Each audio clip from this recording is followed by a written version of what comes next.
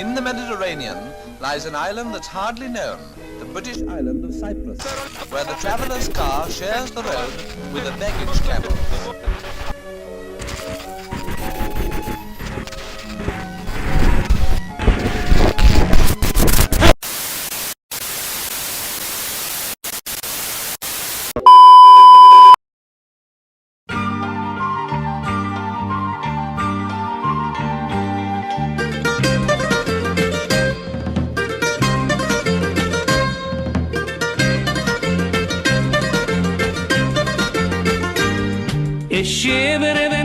Cyprus, a beautiful Mediterranean island ravaged by the ugliness of civil war. On the island there are two football teams, APOEL Nicosia and AC Omonia Nicosia. Both of these teams represent different sides of the political coin. APOEL are the fascist right-wing Nazis, whilst Omonia are the commie left-wing snowflakes. This short film will look at the rivalry, how it came to be, how it ties in with the history of Cyprus and the history of the two clubs, before discussing the rivalry with people who have seen it firsthand. Our story begins on the 23rd of May, 1948. It was a time of significant political tension within Cyprus, and in particular its capital of Nicosia. The board of APOEL Nicosia, the biggest football team on the island at that time, sent a telegram to the Hellenic Association of Amateur Athletics, Greece's governing body for amateur sport. What was written in the telegram would have major ramifications for football in Cyprus for decades to come. It addressed the athletic youth of Greece, stating their wish for the termination of the rebellion, an end to the nation-killing mutiny of the communist struggle against the British who occupied the island. Immediately, there was an outcry from several leftist members of the club. They believed it was a direct and brutal violation of the team's official statute, which forbade the involvement of the club in political issues. There are those that believe that the board knew very well the consequences of the telegram's content, but did not hesitate to send and publish it anyway. Either way, the leftist members distanced themselves from the club and founded their own team, AC Omonia, on the 4th of June 1948. Their goal was simple: to limit the fascist and nationalist influences in football and in Cypriot society. A rivalry was born, and from this point forward, both teams would come to dominate football in Cyprus and influence the political situation of the island for years to come. But just how did the political situation in Cyprus become so inflamed? Yeah! What is it good for? Absolutely nothing. Yeah! What is it? Well, ownership of the island has changed several times over the years. Original mainly Greeks populated Cyprus, but in 1570 the Ottoman Empire, which later became Turkey, conquered the island and brought with it many Turks who settled there. For much of their history, Greek and Turkish Cypriots lived together in ethnically diverse neighbourhoods. After being under British rule since 1878 and following both world wars, the two communities split based on nationalistic and religious loyalties. Radical political organisations became responsible for the assassinations of hundreds of people along ethnic lines. In 1960, Cyprus gained independence from Britain, which relieved some colonial tensions. But after years of infighting, the nation became incredibly fragmented. In 1974, the Cypriot National Guard and Greece's military junta ousted President Makarios III and replaced him with Greek nationalist Nicosia as dictator. In response, 5 days later Turkey invaded Cyprus and captured about a third of its territory.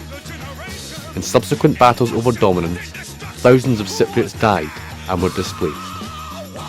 The UN stepped in to broker a ceasefire deal soon after, and a buffer zone between both sides was created.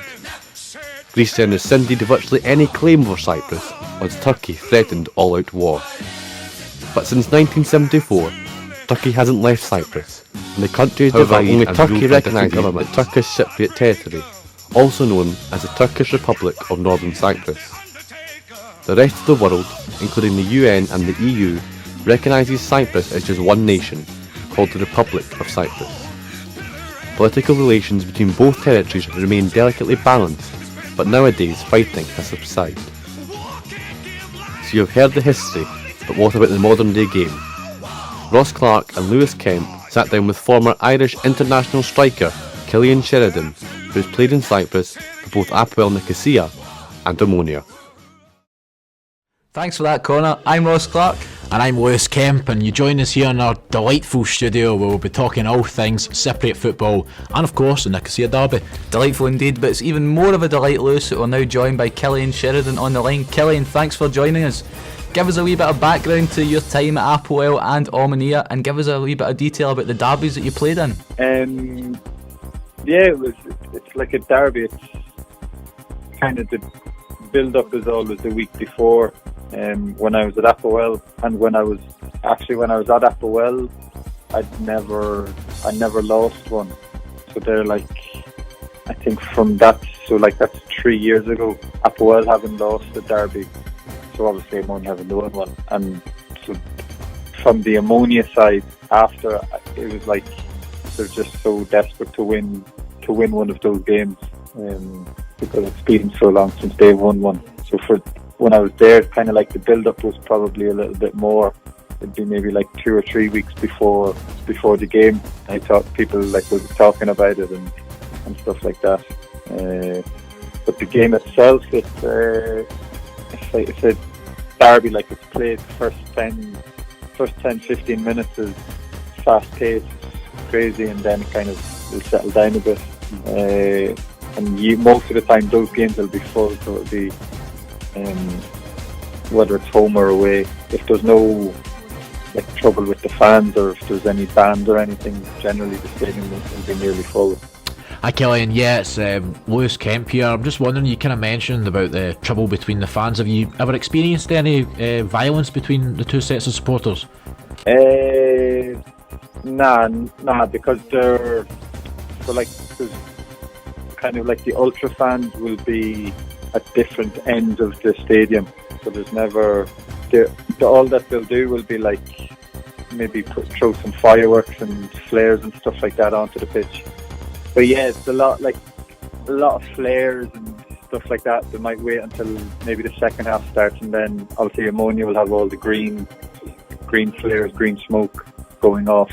And one thing they do, I don't know if you'll be able to find pictures of it, but the fans, one or two will climb, like the big nets behind the goal to stop the ball going into the stands. They'll actually climb up those for like the first 20 minutes and be on top of there with a flag of like a message, maybe saying something bad about the other team or another kind of message, or even just a flag of the team. So they'll go up like right up on, just climb up one of those, just a single pole with the net. So the first time you see that, you're like, fucking, these are a bit nuts. And Cillian, were you actually aware of the rivalry before you joined APOEL? No, I wouldn't have been. Only in the sense that I wouldn't have been aware of like Cyprus teams in general, of the league. I wouldn't have known much about it, so that way I had no idea about the derby and stuff, like the rivalry. Once you're there, then you kind of you know about it pretty quick. And the first few, like maybe the first week or 2 weeks I was there, it was in June I went, so it was roasting. So I was going around, I bought a few pairs of shorts, and I had a pair of Boston Celtic basketball shorts, and I had no idea like about Omonia's crest or anything. So their crest is like a clover leaf, just like on Boston Celtics. I was walking around for like 2 or 3 days, just signed for APOEL, in these big green shorts with the clover on it. And then after about 2 days, one of the lads came over to me and was like, "Yeah, you're stupid, you'll get killed going the right." So that was kind of the first time I realised. Yeah, you spoke about the divide in the city. How does that compare to your time with Celtic and of course the Old Firm derby? Was it just as intense? I don't think so. I don't think there's many that are to that intensity as the Old Firm. I think it's like it's famous for it, really. It's like that's the one thing everyone. One of my friends who's in London is saying like it's something he's wanted to do for years, and he came to the last one there. He said it's like something he wanted to do for years, and so I think the the intensity is, it's still high. Like, it's just still a big derby with a lot of, like, the hardcore fans will obviously, like, hate each other. Obviously, you moved directly from APOEL to Omonia. How were you treated by the fans after that?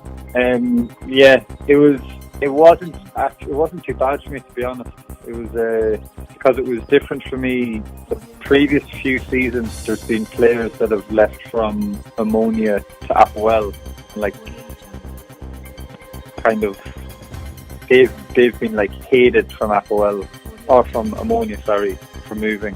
But they were Cypriot, and they were kind of like, they were brought up through the Omonia teams and stuff. Whereas because I'm not Cypriot, I don't have the same attachment as a Cypriot person would have.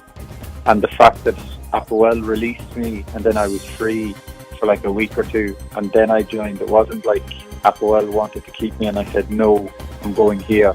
It was a case of them like kind of saying they don't want me, so it wasn't the same. It wasn't like me doing the dirt in them and going over to another team, over to the rival. It was the way it happened. So I think that I never really had any like abuse or anything shouted at me, maybe once, and then I was generally like, I'll get a lot of APOEL fans who will come up to me and say like thank you and like me and stuff like this. And just finally, Killian, were you impressed with the overall standard of Cypriot football as a whole during your time there? Yeah, when I first went over, I underestimated it a little bit. Like, probably like everyone in the UK has in their head of it, that it's Mickey Mouse stuff, it's not serious. And I kind of like had a bit of that in my head, and then you realise that there's a good set of like 4 or 5 teams that are pretty decent. Like, you're playing nice stadiums, and like a lot of technical players, so the standard's good, and then most of they'll have like decent support. So when you're playing top teams against each other, you've got a decent atmosphere and decent crowds. Well, thanks for joining us, Killian. Unfortunately, that's all we've got time for. All the best for the rest of the season. Yes, hello and welcome back to our studio. We are joined by Lewis Kemp once again, and we've also been in touch with Cypriot journalist Nicolas Gokakis, who has told us a bit about the derby, Lewis. We've heard about the history, we've spoke a wee bit about that, we've heard about the fans. What is the relationship like between the fans and the government? What sort of things has been going on there? Well, I think certainly with the hardcore fans, there is a lot of animosity between them and the government. Of course, as you might go on to explain, as Nicholas explained anyway, they are bringing in a fan card initiative, which essentially, in order to go to games in Cyprus, you need to have this card. Okay. Or it's sort of like an ID card in order to get into the games. But the big issue with this is that football teams in Cyprus are very political. So you have very left wing, right wing, and they are sort of connected with the political parties as well. So this is, a lot of cynics anyway have said that this is the government's way of finding out who are the more kind of left-leaning people in the country. It's almost their way of kind of cataloguing who are left-wing and right-wing, pretty much. Interesting. Nicholas did touch on it, of course. I should have said, but Nicholas, he is Cypriot, so he was more confident talking over the internet, typing out answers to us rather than speaking in English, because obviously it's a bit unfair for a Cypriot journalist to speak in English to us when we can't speak a word of Cypriot English. So, other than that, the teams have probably a slightly better relationship with the government than the fans do. Why is that? Explain that to us. Basically, Nicholas explained that as I think that the teams have a relationship with the government and that they owe the government a lot of money. However, the government have been quite good in the sense that they're not outright saying, right, you need to pay us back right now. They've done it in instalments, and it's happened in stages. They're basically loan sharks. Well, they may not turn up with baseball bats at the door, but in a way. But I think the government obviously see the value in Cyprus and Cypriot football, especially in a kind of global European stage. We saw, of course, APOEL reaching the quarterfinals of the Champions League. That was huge for the country, huge for the kind of prestige of the country. So they see it has a value, and they obviously, will put money into it. However, there's also other aspects, of political aspects of what we've talked about in the fan card and stuff. But yeah, Nicolas done very well explaining a lot of what is going on in Cyprus at the moment. He did, of course, touch on the success that APOEL have had, giving special mention to one of their coaches, Stefan Jovanovic, I think his name was. Might be slightly off on that, but he did mention that, and the fact that they got the best out of a bare minimum squad. They did have a few great players, he mentioned as well, but the thing was, I think there's been bigger issues in Cyprus over recent times. Obviously there has been a success of Cypriot football, you know, with the Champions League, with APOEL, and APOEL are clearly the dominant team in Cyprus. For years they've been reigning over Omonia for a number of years, but the issue has been match fixing, hasn't it? It's been a major issue. I think in terms of a European stage, Cypriot football has probably never been in a more healthier state. I mean, people like APOEL are regularly qualifying for the group stage of the Champions League and the Europa League. However, domestically, you could argue it's never been in a worse state than what it is at the moment. I mean, attendances are down. Yeah, he touched on that. He did. Yeah, he touched on that, but he also touched on the fact that in terms of the match fixing, there is a massive match fixing problem in Cyprus at the moment. And there's a lot of distrust between the referees and the fans, and therein you're having a situation where fans aren't really taking in what's happening on in regards to domestic matters seriously, and they're not turning up to games anymore. So I mean, that's a really kind of sad situation. He also talked about the fact that they play each other 4 times a season, maybe even more if they meet each other in cups. I find that one interesting because we can relate to that over here in Scotland, of course. We have in our leagues where teams play each other 4 times a season, maybe even more. There's been times where Celtic and Rangers have played each other 6-7 times a season, so I sympathise with that aspect of the derby, and the match itself does get diluted a wee bit. I can understand that, but at the same time in Scotland, it's probably just because it's a bigger derby. You know, the Old Firm has not that the Nicosia derby doesn't have the history, but you know it's renowned worldwide. So perhaps that doesn't work in the Nicosia derby's favour. But at the same time, it's still a big game. The fans still turn out, whether they've got issues with match fixing or whether it's fan card initiatives. You know, they'll still turn out for those games, which is ultimately what it's all about in Cypriot football. Yeah, definitely. I think again, on the European stage, they're doing very well, but domestically there are issues that need ironed out. And you know, for the betterment of Cypriot football, it does get ironed out. But I would be a bit cautious about the whole fan card thing. I think that from the government's point of view, I think that's a really risky road to go down. I know they've not fully implemented it as of yet.